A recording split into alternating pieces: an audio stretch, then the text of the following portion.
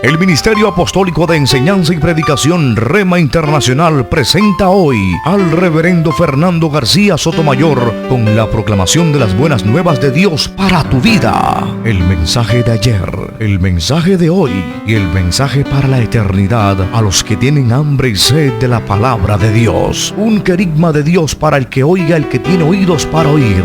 Escucha el dabar del Eterno a las naciones. Ahora es el tiempo para recibir el rema del Espíritu Santo a tu espíritu. Escuchemos con fe la memra del Señor para el alma.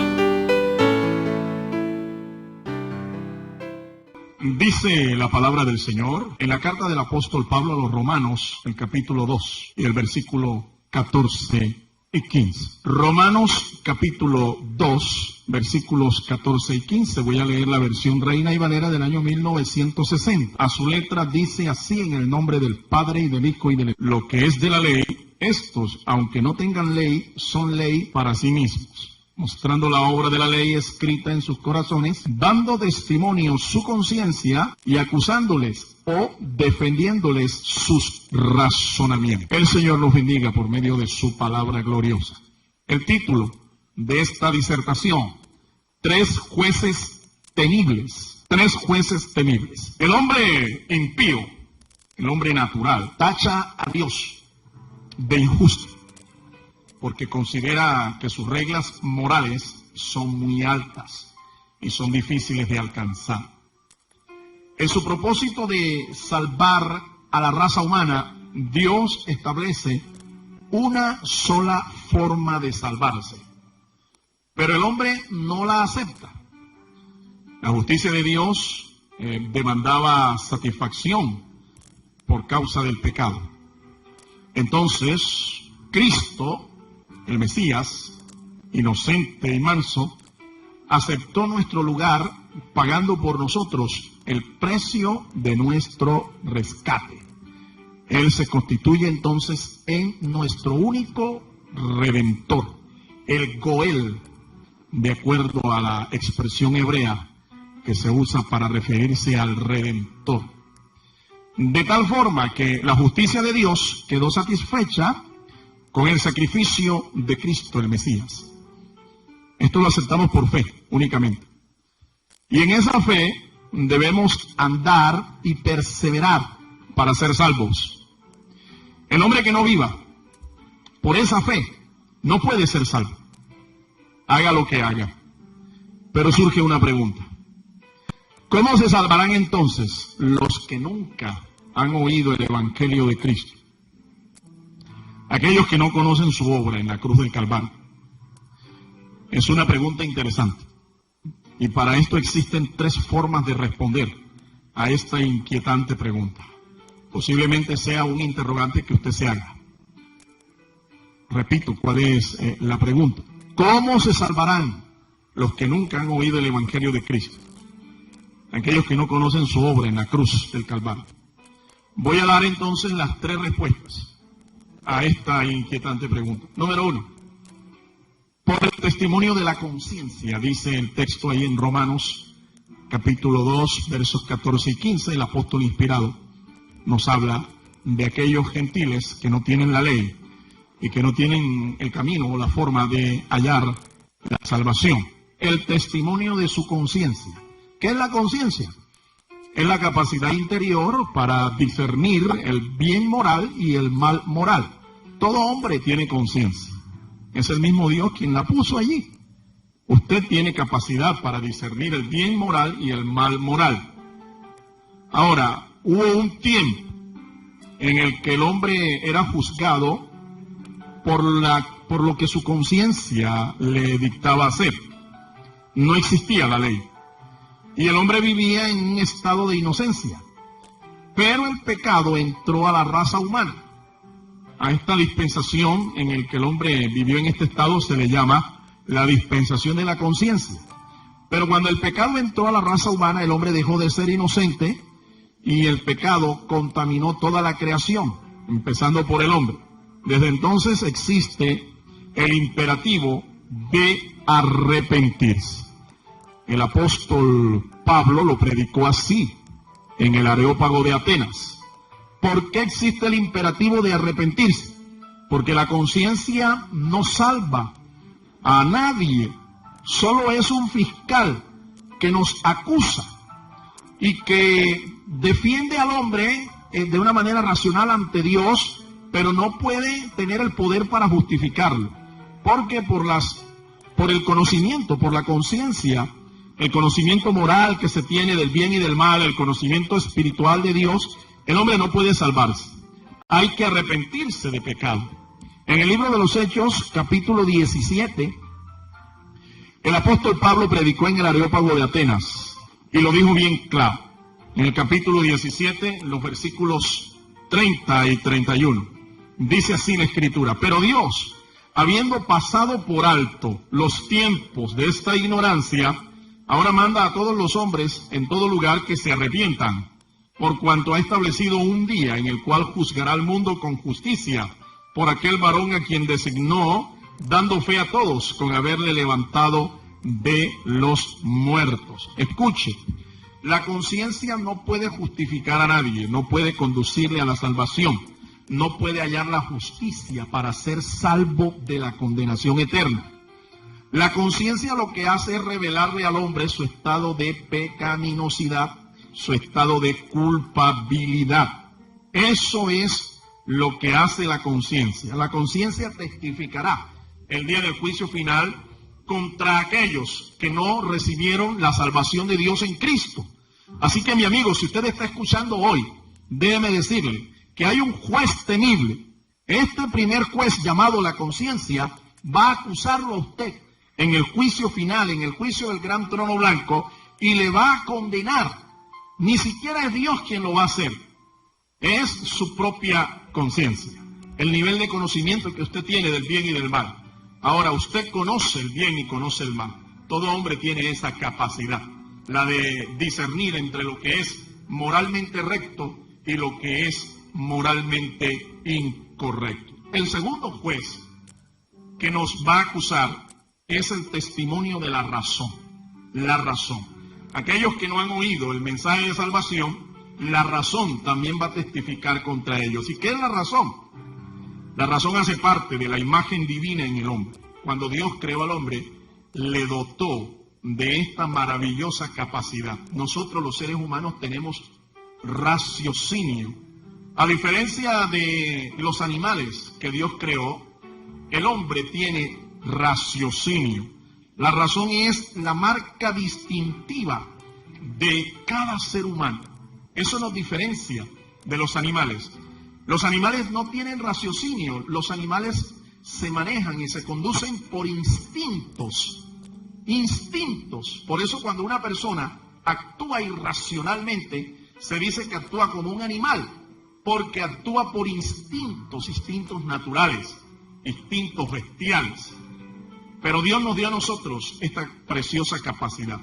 Originalmente el hombre gozaba de una razón límpida, una razón sin mancha, inmaculada. Pero el pecado oscureció la razón del hombre. Pero aún en los hombres más impíos se conserva este raciocinio. La razón nos conduce a Dios. El pecado nos separa de Dios. Pero el raciocinio que está en cada ser humano le conduce hacia Dios. Existe un fenómeno, con esto quiero ilustrar lo valioso de tener esta capacidad, este raciocinio, pero a la vez la tremenda responsabilidad que tenemos por tener este razonamiento en nosotros. Existe un fenómeno en la naturaleza llamado el fototropismo. Es la tendencia a buscar y a seguir la luz. Esto se ve en los animales y en las plantas. Los animales y las plantas, en cualquier medio ambiente en donde se encuentren, tienen la tendencia de buscar la luz. A este fenómeno se le llama fototropismo. Usted lo puede ver inclusive en un campo oscuro, a medianoche. Usted prende una lámpara y usted se va a dar cuenta que alrededor de la lámpara no demorará mucho tiempo cuando cantidades, centenares de insectos voladores se le van a acercar a esa lámpara, aunque la lámpara muchas veces por el calor que acumula pueda provocarles la misma muerte. pero ellos están dotados y ellos instintivamente buscan la luz. Si estos seres que son infinitamente inferiores al ser humano lo hacen, cuánto más el ser humano, que fue creado a imagen y semejanza de Dios, debe reaccionar a la luz moral del Evangelio. La razón entonces tampoco justifica para salvación, sino que nos muestra el camino hacia la justicia de Dios. El apóstol Pablo lo dice claramente. Romanos capítulo 5, versículo 1, dice el apóstol inspirado: justificados pues por la fe, tenemos paz para con Dios, por medio de nuestro Señor Jesucristo. Bendito y alabado sea tu nombre, Señor. Ahora, el tercer juez es un juez temible, y es la tercera respuesta a la pregunta: ¿cómo se salvarán los que no oyeron el Evangelio? Es el siguiente: el testimonio de la misma naturaleza. El apóstol Pablo, inspirado del Señor, escribe en su carta a los Romanos, el capítulo 1, los versículos 19 y 20. Romanos, capítulo 1, versículos 19 y 20. Porque lo que de Dios les es manifiesto, lo que de Dios se conoce, se manifiesta, pues Dios se lo manifestó. Porque las cosas invisibles de Él, su eterno poder y deidad, se hacen claramente visibles desde la creación del mundo, siendo entendidas por medio de las cosas hechas, de modo que no tienen excusa. Tremenda declaración nos hace el apóstol Pablo allí. El hombre no tiene excusa de justificarse porque no conoce el Evangelio, porque no le han predicado, porque la misma creación da testimonio de un creador.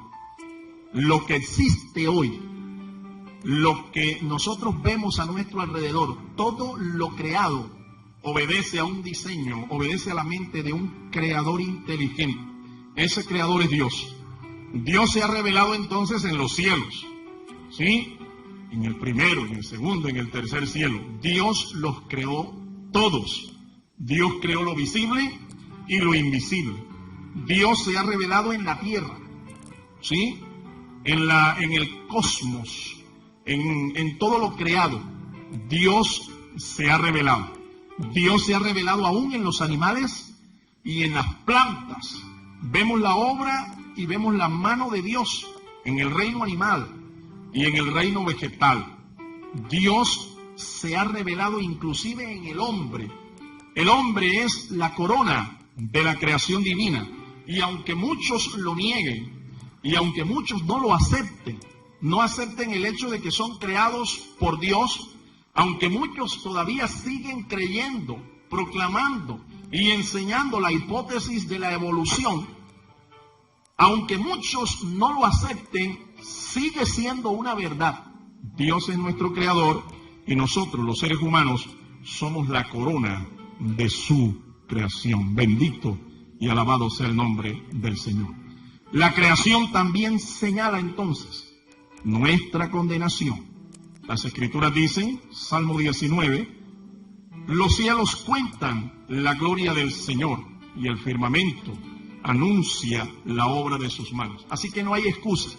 Cuando el hombre abre los ojos y ve lo maravilloso de la creación, lo maravilloso del reino animal, lo maravilloso del reino vegetal, cuando el hombre ve a su semejante, ve a su prójimo, no puede negar la existencia de un creador, no puede negar la existencia de Dios. Así que la misma naturaleza, la misma creación, será el tercer juez temible que condenará a todos aquellos que no escucharon el Evangelio de salvación. Este argumento los teólogos le han llamado de una manera técnica el argumento cosmológico. Argumento cosmológico. Nos señala que nuestra salvación ha sido diseñada por nuestro Creador. El argumento cosmológico muestra el efecto de la creación como producto de un creador. nos muestra el principio de causa y efecto, una manera racional de demostrarle al hombre natural, al hombre impío, al ateo, demostrarle que Dios existe. Todo lo que existe es producto de la mano creadora del Señor. El argumento causa y efecto es real. Todo efecto tiene una causa. La creación es el efecto. La causa es nuestro Dios. Alabado sea el nombre del Señor. Y quiero concluir en esta hora diciéndole lo siguiente. Existen otras muchas formas de revelación divina. Dios se nos dio a conocer en Cristo. Cristo es la máxima revelación de Dios. Así que el hombre no tiene excusa. Nuestra civilización occidental, inclusive, su historia está dividida en dos bloques. Antes de Cristo y después de Cristo. Si usted examina la fecha de hoy es 22 de noviembre del año 2013, después de Cristo. Eso es un argumento que no se puede negar. El argumento cosmológico nos demuestra la existencia de un creador y nos muestra también Dios que a través de su Hijo Jesucristo, Él es completa y absolutamente real. Dios se nos dio a conocer entonces en Cristo, pero también lo ha hecho a través de los ángeles, a través de los profetas, a través de las Sagradas Escrituras, a través de la Iglesia. Todas estas cosas las ha usado Dios para darse a conocer al hombre, para revelarse al hombre, de modo que el hombre no tiene excusa. Pero el problema del hombre radica en que él rechaza todas las formas de revelación. A pesar de lo que hoy le estoy exponiendo a usted, a pesar de todo lo que hoy le estoy aclarando, de cómo Dios se ha revelado, muchos se empeñan en cerrar sus ojos al Señor, cerrar sus oídos al llamado de Dios, cerrar su corazón a la palabra de Dios. Así que nadie es ignorante en realidad. Por lo tanto, es inexcusable. Todos los que hoy rechazan el mensaje de Dios no tienen excusa. Los que hoy son testigos, escuche usted, como lo hemos predicado, los que hoy son testigos, mañana serán jueces.